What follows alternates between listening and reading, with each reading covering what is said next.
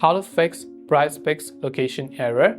Hello everyone, welcome to our channel 4K Easy Guide. In this video, I'm going to guide you through the steps on how you can solve if you're facing any type of issues on PrizePicks regarding your location services. So without any further ado or delay, let's get started with today's video.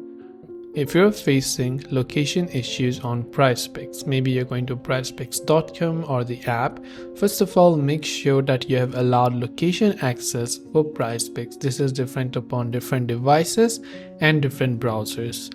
Once you've made sure you've allowed location access, next you have to make sure that you're in a place where PrizePicks operate.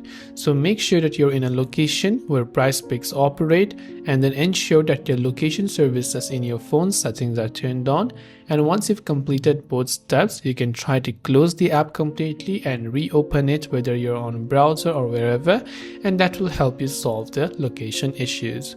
So this way you can fix location services in PrizePicks. I hope the video helped you. If you have any questions, feel free to leave them down. Thank you for watching till the very end, and see you soon in our next video.